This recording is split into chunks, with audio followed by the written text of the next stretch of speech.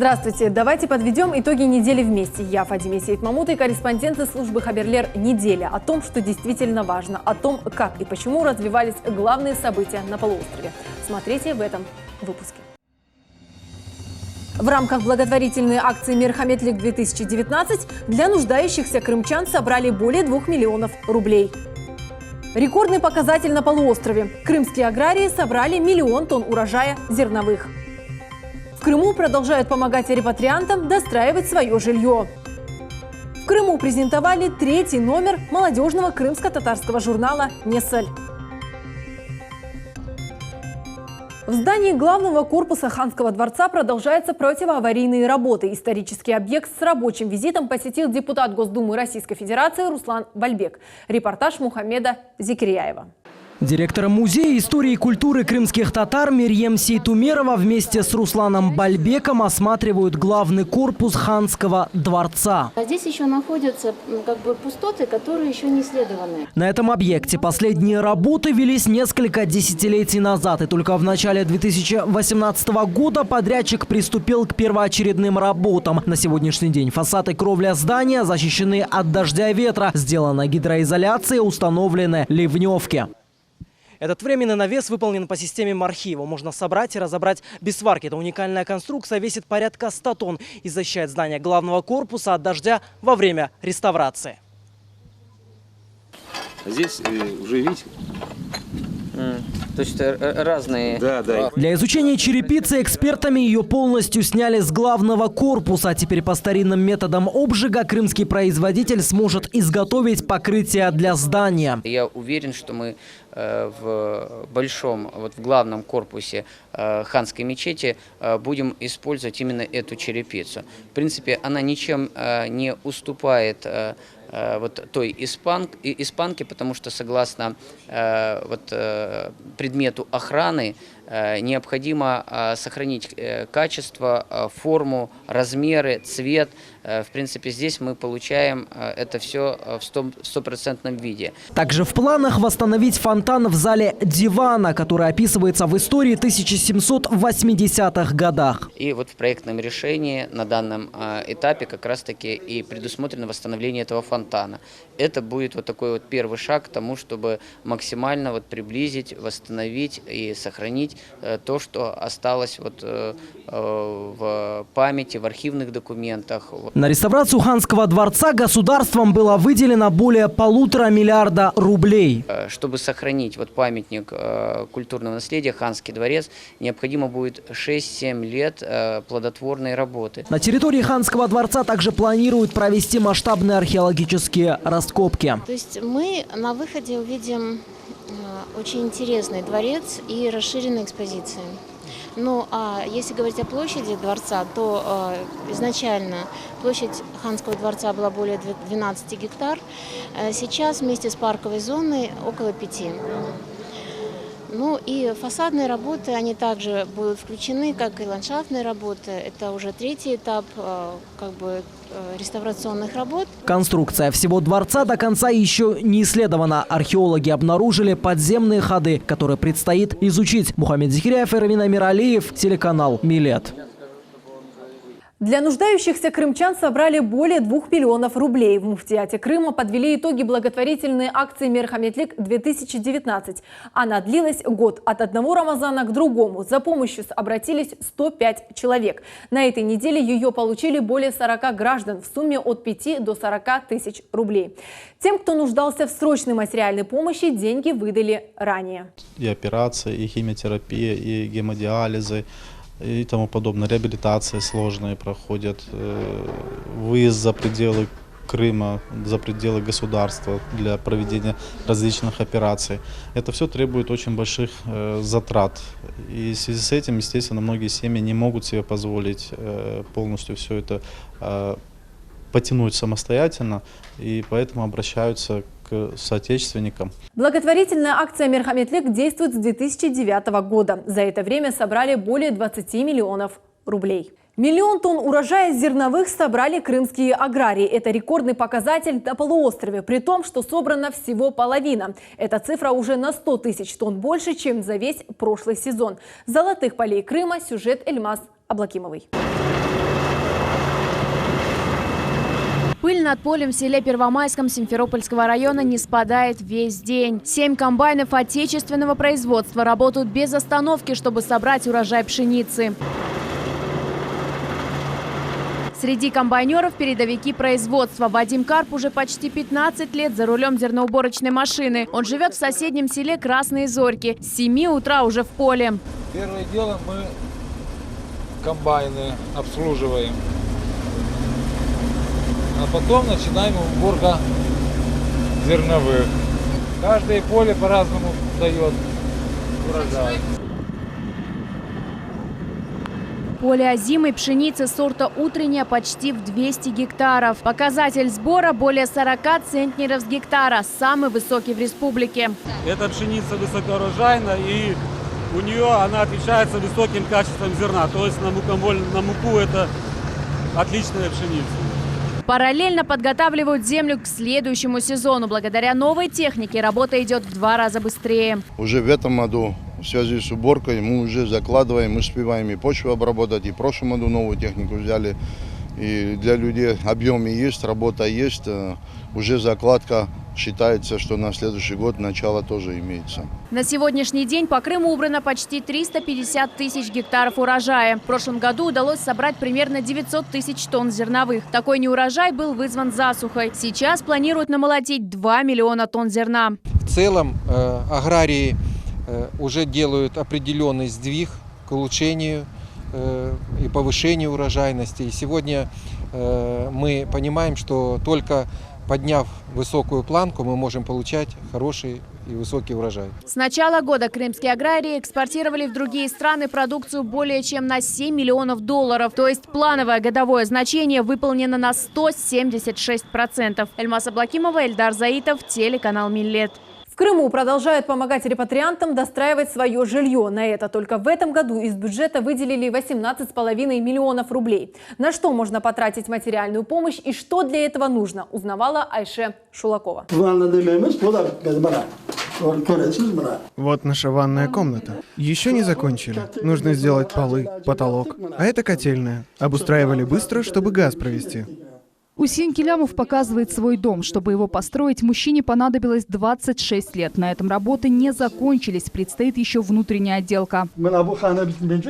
По окончанию строительства здесь планировали сделать зал, установить окно, сделать отдельный вход для стариков. Первый этаж Усейн Ага хотел обустроить для себя и супруги. После инсульта строительство пришлось приостановить, ведь все работы он делает самостоятельно. Пока живут в 2 комнатах с детьми и внуками.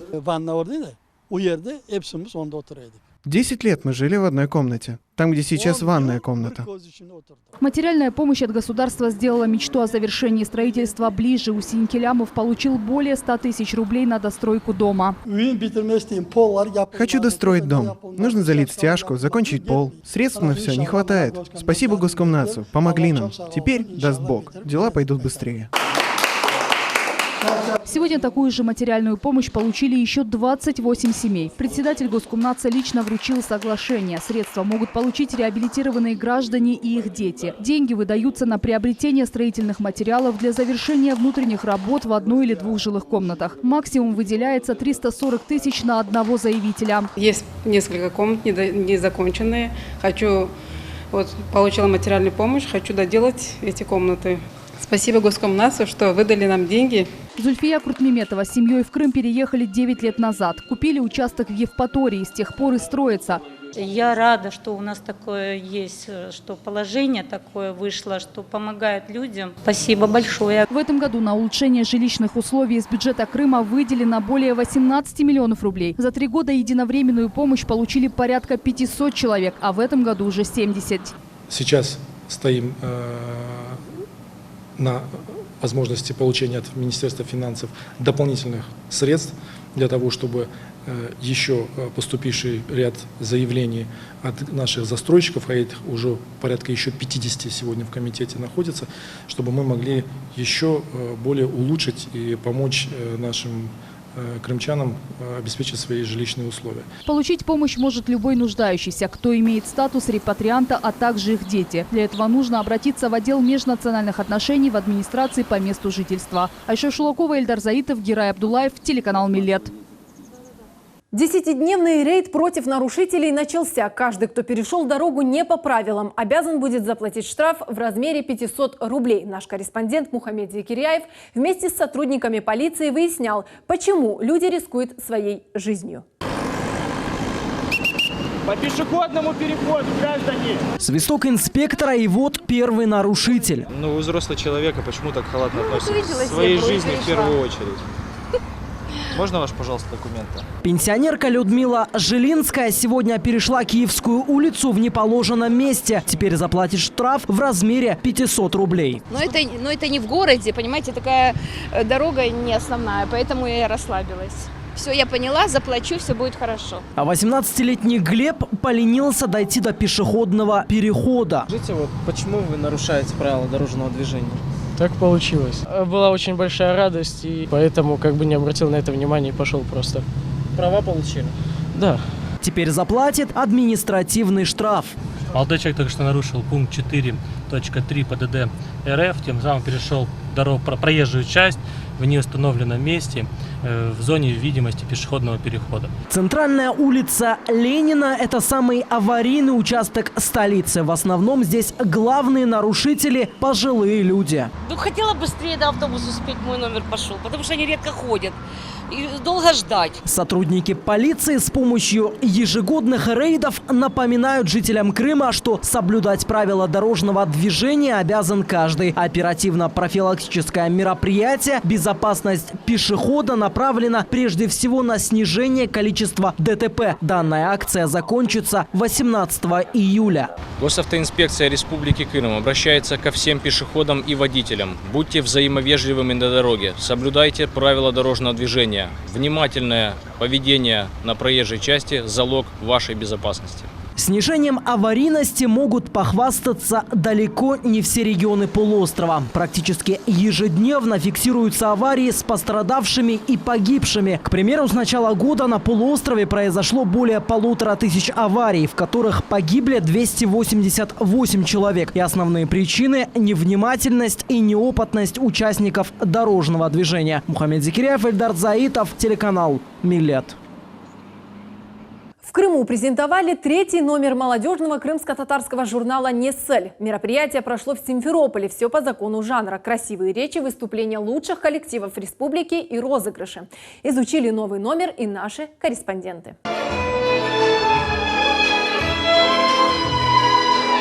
Гостей встречает ансамбль скрипачей «Сельсибиль». Молодые врачи, педагоги, общественники, ученые и политики собрались на важном событии – презентация крымско-татарского журнала «Нессель».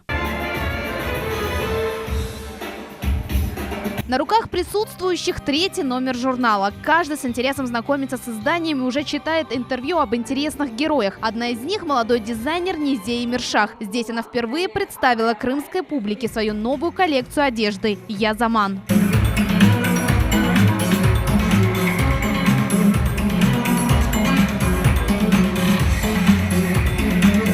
Это коллекция в стиле конструктивизм и этно. Основная задача коллекции – вывести этническую крымско-татарскую одежду из музея, сделать ее более повседневной, более современной, но сохранить какие-то очень важные моменты. На страницах журнала свое место найдет все, что связано с крымско-татарским народом, уверен главный редактор. Это материалы о культуре, религии, истории, традициях и достижениях молодых крымских татар. А главная задача редакции – обеспечить высокий уровень публикации и следить за читательским интересом. Мы хотим показать другую сторону жизни, что помимо каких-то бытовых проблем есть еще огромное количество прекрасного в этом мире, как культура, как какое-то хобби, мода и так далее и тому подобное. Хотим, чтобы наш народ развивался и был всесторонне развит. Молодежный журнал «Нессель» получил второе дыхание и перезапустился в новом формате. Его первый номер был выпущен еще в 2008 году. Теперь при поддержке государства он будет издаваться ежеквартально. Тираж составит 1000 экземпляров. На сегодняшний день нашли возможность при государственной поддержке возобновить производство. И вот уже мы являемся сегодня свидетелями того, какое приятное событие. Это третий номер, который уже не просто 50-листовый журнал имел, а уже 130 с лишним страниц. Он очень много рубрик новых открыт. И культура, и спорт, и религия. Над созданием журнала работает целая команда. Это журналисты, дизайнеры, историки и просто активные молодые люди, интересующиеся жизнью крымских татар. Молодежный журнал «Несль», который с сегодняшнего дня будет издаваться при поддержке Государственного комитета по делам межнациональных отношений и депортированных граждан Республики Крым и медиацентром имени Исмаила Гаспринского. Сегодня я могу с полной уверенностью сказать, что у нас в Крыму сегодня подобного журнала нет. То есть по его наполняемости, по его оформлению, по тому, какие темы он затрагивает.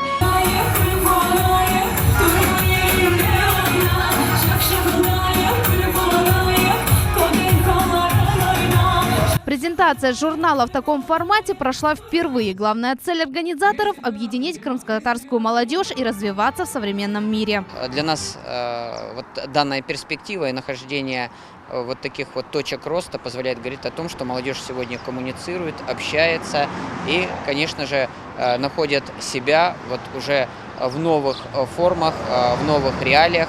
Конечно же, мы со своей стороны будем всячески помогать и содействовать. В ноябре этого года будет выпущен 4-й номер, а в 2020 году журнал «Несль» будет заведен в подписку. Также его можно найти в продаже в Крымско-Татарском музее культурно-исторического наследия. Султанис Такаева, Асан Зиваддинов, телеканал «Миллет».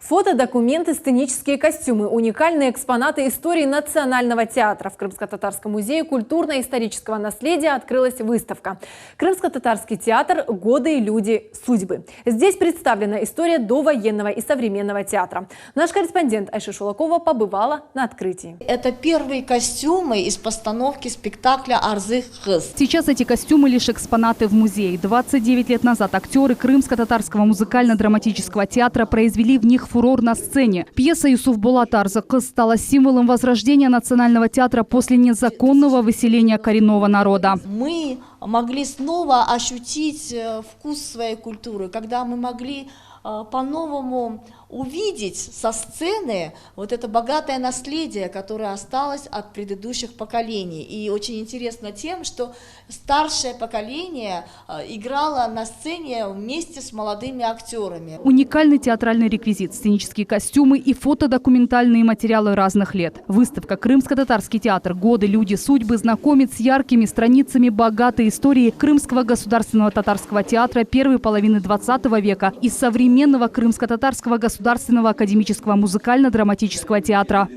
В 1997 году спектакль «Макбет» принес мировую славу актерам нашего театра. В Шотландии на Всемирном шекспировском фестивале зрители отметили его за оригинальность прочтения. Сусана Барабашева служит в Крымско-Татарском музыкально-драматическом театре более 20 лет. За это время ею сыграно более 30 ролей. Одной из них является роль госпожи Журдены в спектакле «Мещанин во дворянстве». На крымско-татарском этот спектакль назывался «Курми Муждадзикян». Его перевел наш любимый поэт Шакир Селим. В этом спектакле я играла роль госпожи Журден, вот в этом костюме.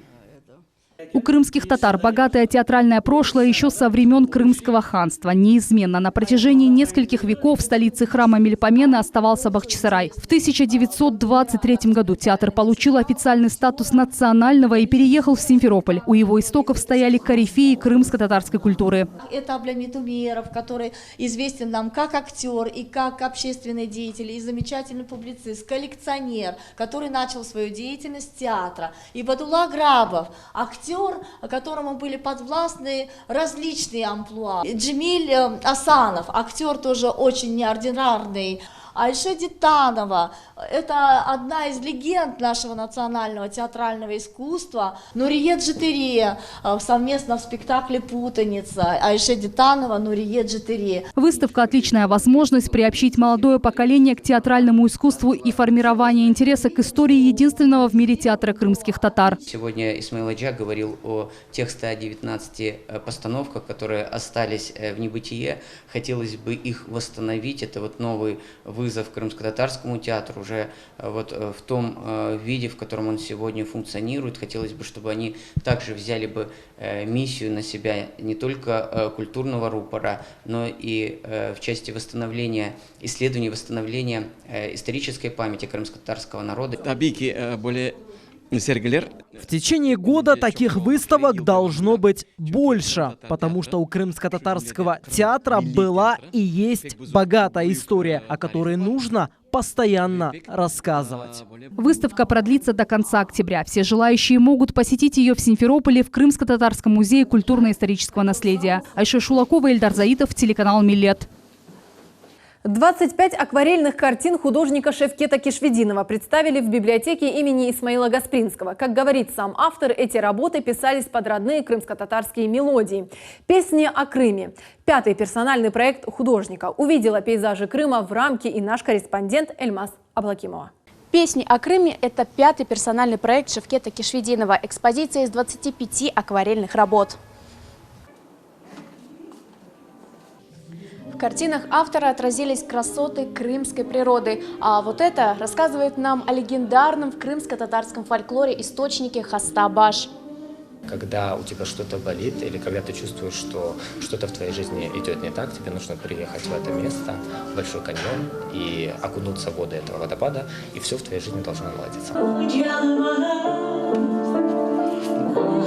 А эту картину гости видят впервые. Так художник изобразил гору Кошка в Семиизе. Холодные тона, в основном синие, и оттенки серого. Мелкими штрихами автор показал вид на подножие Кошки у моря. Мое состояние природы – это рассвет. Я все время стараюсь отображать именно это состояние природы. Либо рассвет, либо закат. Мне нравится движение солнца. Наверное, я думаю, что в этом заключаются песни о Крыме. Выставка из работ 2017-го и новых картин собиралась целый год.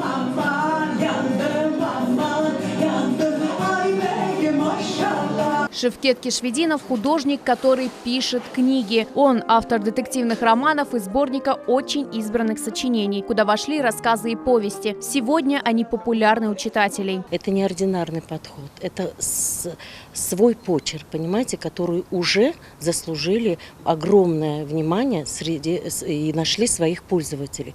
Приходят, спрашивают, интересуются. Посмотреть выставку можно до 10 сентября в библиотеке имени Гаспринского. Вход открыт для всех желающих. Эльмаз Аблакимова, Герай Абдулаев, телеканал «Миллет». Урок от сенсея. В Евпатории для учеников клуба единоборств чемпион Европы и вице-чемпион мира по киокушинкай карате Алим Юнусов провел мастер-класс. О том, как прошел семинар и какие впечатления он оставил у начинающих каратистов, в репортаже Руслана Минаева.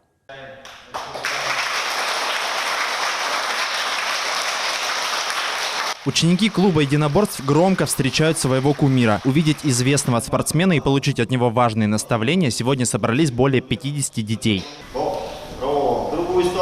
После разминки чемпион показал начинающим спортсменам свои излюбленные удары. Маваши Гэри, или удар ногой в голову. Именно этот хук принес спортсмену титулы чемпиона Европы и вице-чемпиона мира по киокушинкай карате.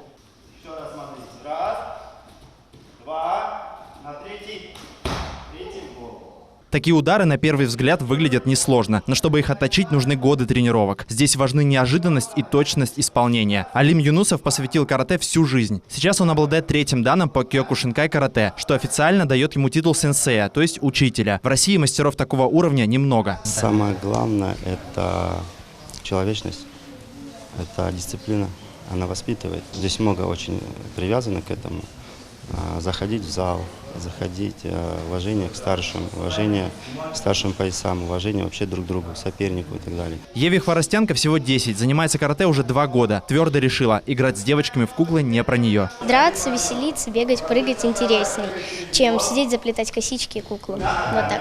За каждым движением спортсмена внимательно следят дети. Для них этот мастер-класс – отличный шанс обучиться базовым элементам киокушинкай карате, одного из самых контактных видов единоборств. Когда заходит в зал чемпион, для них это, тем более когда с кубком или с поясом, для них это очень важно. Для них это стимул в жизни.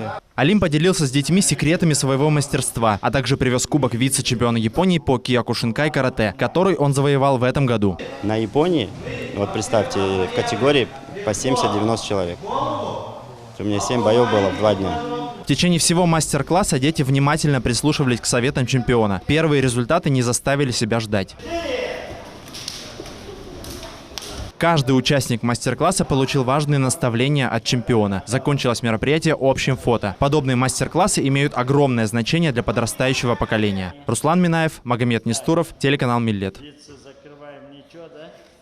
Это были самые важные и актуальные политические, экономические и социальные новости. Увидимся ровно через 7 дней. Приятного вечера и хорошей недели.